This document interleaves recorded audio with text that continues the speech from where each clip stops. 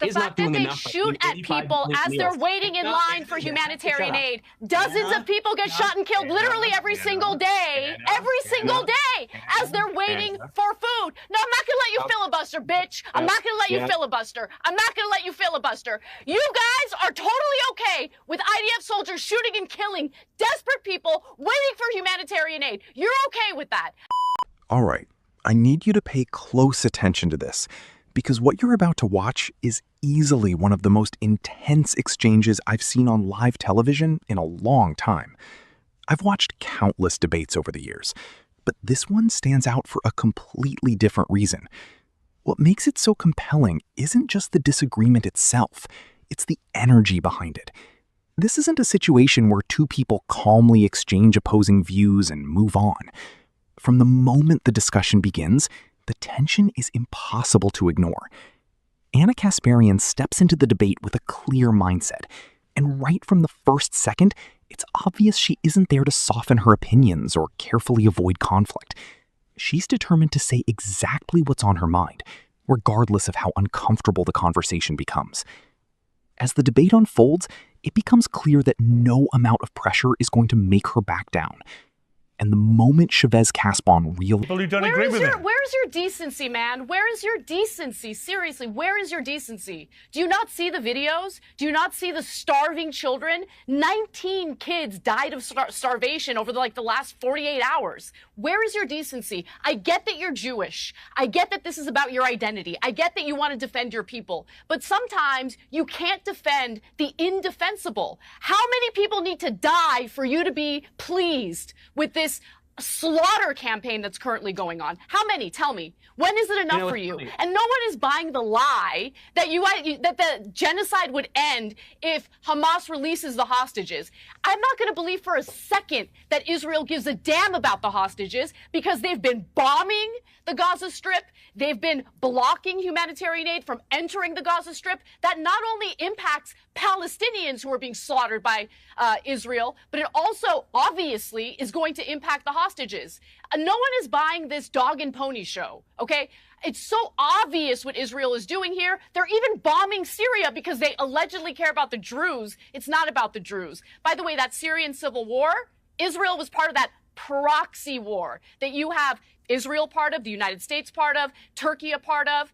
All sorts of countries were involved in that proxy war. It was absolutely horrific. And now, of course, Israel is taking full advantage of the situation to annex more land from Syria again. But anyway, continue. Tell me where your human decency is. I have to say, as someone who grew up on the far left, actually watching you, Anna, and Cenk Uygur on the Young Turks, it's very, very sad for me personally to see just how far gone politically you have become. I don't care. Audible discharge is not, excuse me, stop interrupting. Audible discharge is not a usurpation of a coherent argument. You simply saying that I'm using my Jewish identity, this has nothing to do with my Jewish identity. It has to do with politics. It is about your Jewish identity.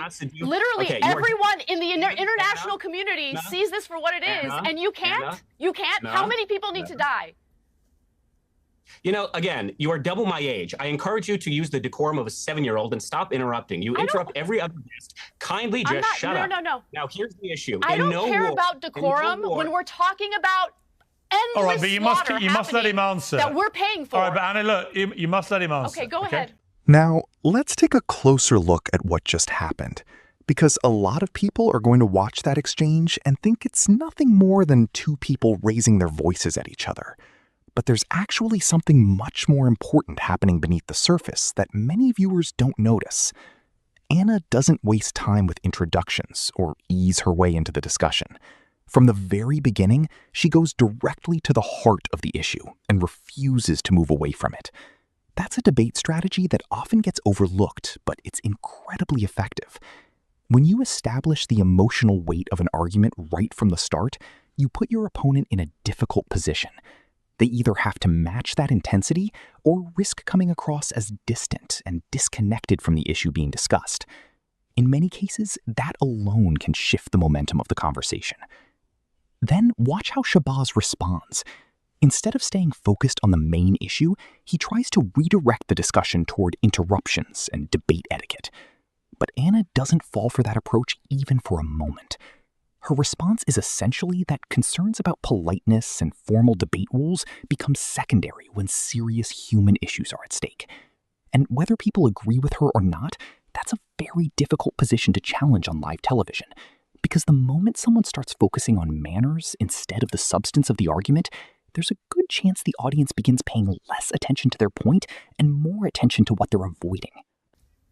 So again, this question of how many civilians, no one asked that question in World War I. No one asked that question in World War II. No one asked that question in the Korean War. No one asked that question in the Vietnam War. No one asked that question in Iraq and Afghanistan, because you do not judge the efficacy, the validity, or the justification of a war depending on how many civilians are killed. If you truly want to end the killing of civilians, then I would urge you to use your platform and use the Young Turks to advocate for a ceasefire, the expurgation, the dismantlement of Hamas. Don't tell me what to use the Young Turks for. All right, let me go. All right, let me go to Gideon. Give a voice to the voiceless, to the powerless. Okay. Not to people who have all the power in the world and use it to slaughter innocent people. Okay, let me come to Gideon. Be waiting. Let me come to Gideon. It seems to me the problem with those like Shabbos trying to defend all this and saying how pleased they are with it all is that you've also got people like Smodrich in the Israeli government, the finance minister, one of the key members of that government, very openly talking now about a form of ethnic cleansing, where all the Palestinians, in his words, would be cleansed from Gaza. And this is clearly, it seems to me, becoming ever more obviously what the bigger plan may be here, which is that actually Israel's defense forces make it so uninhabitable, Gaza, by just blowing it all to pieces, that actually they say, well, you can't go back and live there to the Palestinians. You're going to have to all leave. And then they leave, and then Israel takes it over. I think that's exactly what people like Smodrich want, and that is not a form of self-defense to what happened on October the 7th. It's an ethnic cleansing of a population out of their homeland. What do you say to that? Unfortunately, the problem is not Smodrich.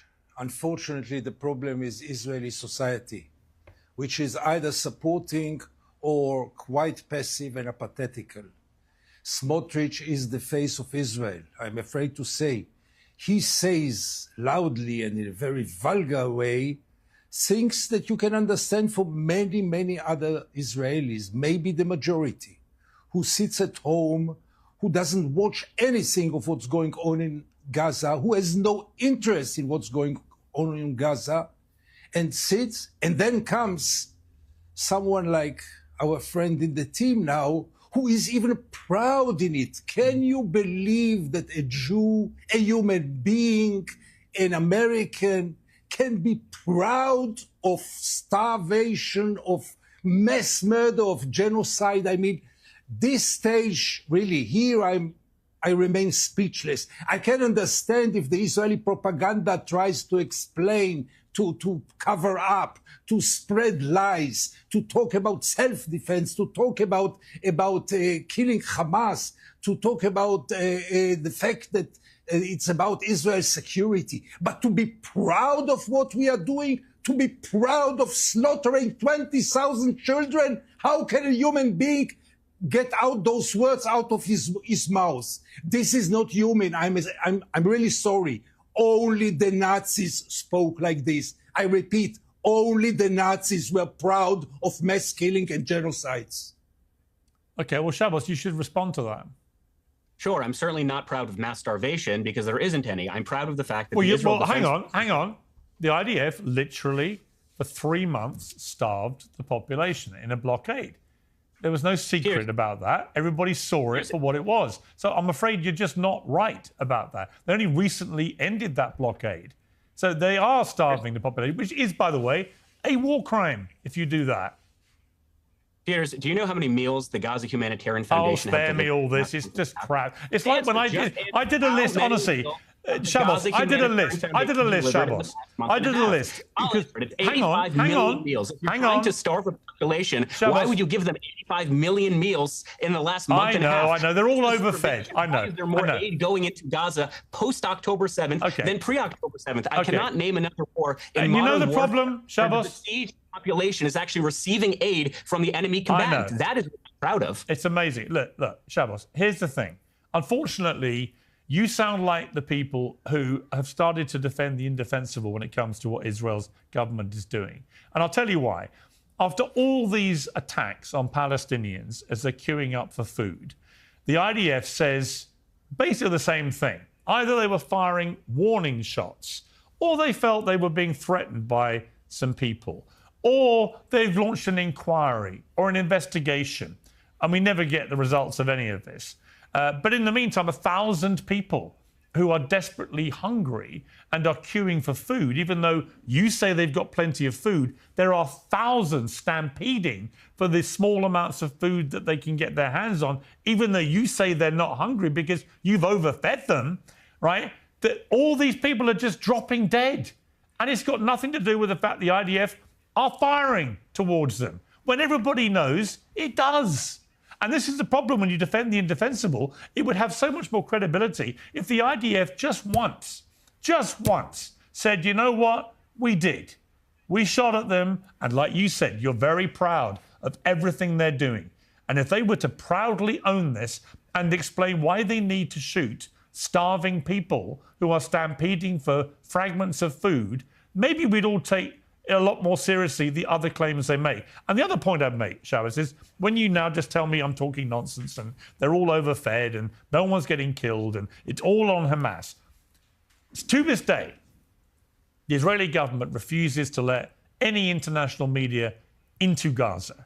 And it's not because of the quaint notion that they're worried about the safety of journalists, because they've killed over 200 Palestinian journalists. They don't care about the health and safety of journalists, and it's not their business to decide about the safety requirements of journalists. It's the business of the organizations that employ them. But until Israel's government allows foreign media into Gaza to verify its endless, in my opinion, utterly disingenuous statements, then no one should believe a word they're now saying. Because why should we? Why should we? Why should we believe anything that the Israeli government is saying about any of this when they don't want the world's media to see it? After October the 7th, what was the first thing they did? They brought the world's media into the kibbutzes to see the full horror of what Hamas did to verify the truth. But they won't apply that same thinking to verifying the truth in Gaza. And as a journalist, I know why they don't want to do that. They don't want people to see the truth. They're hiding the truth. That enables them to lie with impunity and to discount any responsibility for anything they're doing. And if I sound angry about this, it's because I'm bloody angry about it. Because it's so obvious that they don't want people to see the truth. And you can sit here and you can say till you're blue in the teeth, there's nothing going on that's wrong. There's nothing to see here. It's all on Hamas. No one's starving anyone. No one's shooting anyone in food aids. No one's doing anything wrong. This is the most moral army in the world. Well, okay, so let the journalists in and we can see for ourselves just how true that all is. So after listening to that disquisition, let me say this. You're certainly entitled to your opinions, but you're not entitled to your own facts. I agree with you. The Israel Foreign Ministry and the Israel Defense Forces should let journalists like yourself, Piers, not only into Gaza, but also into the Kerem Shalom border crossing. So you can see with your own eyes, the way I have seen, the more than 800 humanitarian aid trucks that were going into Gaza on a daily basis. I never once said that why are they stampeding for food? If they're so overfed, why are they stampeding for food? Piers, I defend you constantly. You are not an anti-Semite, obviously, but I do understand why people have trepidation coming on your show because they allow you to speak for 5 minutes, and the moment I try to make a point, you interrupt. So if you allow me just 2 minutes to make my point, and then you can tell me why my Just make your point. Okay. Just make your point. Stop crying about it. No, that's a valid thing to say. It's fine. I don't want to keep interrupting people. That's fine. Go on. I appreciate it. Let me say as follows. I agree with you. Journalists should be allowed into Gaza.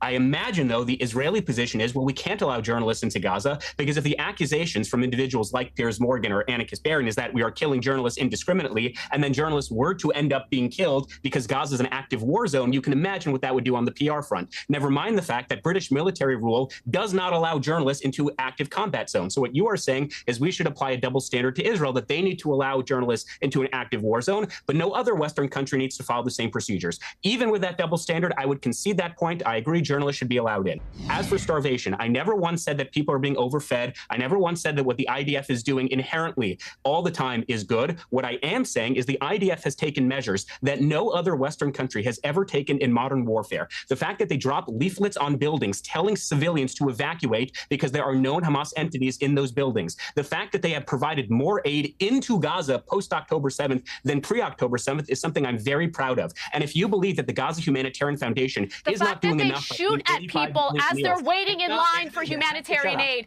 Dozens of people get shot and killed literally every single day. Every single day as they're waiting for food. No, I'm not going to let you filibuster, bitch. I'm not going to let you filibuster. I'm not going to let you filibuster. You guys are totally okay with IDF soldiers shooting and killing desperate people waiting for humanitarian aid. You're okay with that. I find it so unbelievably evil. Unbelievably evil. It shocks my conscience and my soul that people as evil as this exist in this world. Okay? Watching these images, looking at these videos, seeing all these kids, desperate, hungry, parentless, trapped in Gaza. And you're sitting here and you're defending it. I can't stand it. I can't listen to it. The filibustering is unbearable. It's unbearable. All right. I need to stop here for a moment because what just happened is honestly one of the most shocking moments I've seen on a show like this in a very long time. And if you really think about it, this wasn't some random emotional reaction that came out of nowhere. It was the result of sitting through a conversation where, from her perspective, the discussion kept moving away from the core issue. For several minutes, she was facing someone who continued redirecting the conversation, leaning on statistics and reframing questions while deeply emotional and difficult topics were being discussed. Eventually, Anna reached a breaking point. Not because she felt she was losing the argument, but because she clearly believed that allowing those responses to go unchallenged any longer wasn't an option. And here's the part many people overlook. Piers Morgan, a host who has spent years interviewing some of the most influential, powerful, and controversial figures in the world, appeared to be having a difficult time keeping the discussion under control. That's not something viewers see very often on his show. The fact that it happened during this exchange says a lot about just how intense and emotionally charged the moment had become. By the time the debate was over, nothing had really been settled. Nobody walked away having completely changed their position. And in many ways, that's exactly what makes this clip so interesting. It isn't really about keeping score or deciding who won and who lost. It's about what happens when someone refuses to sit quietly and let a point pass without a response. It's about what happens when a person decides that staying polite is less important than saying what they genuinely believe needs to be said. Anna entered this debate with no interest in following the usual script, and whether people agree with their views or not, her determination, her refusal to step back, and her willingness to openly express what many others might only be thinking are what made this moment so difficult to ignore. Now I'd like to hear your thoughts. Do you think Anna approached this debate the right way, or do you think the emotion ended up weakening her argument? Let me know in the comments, because I'm genuinely interested in hearing different perspectives. And for anyone wondering, this clip originally comes from Piers Morgan Uncensored,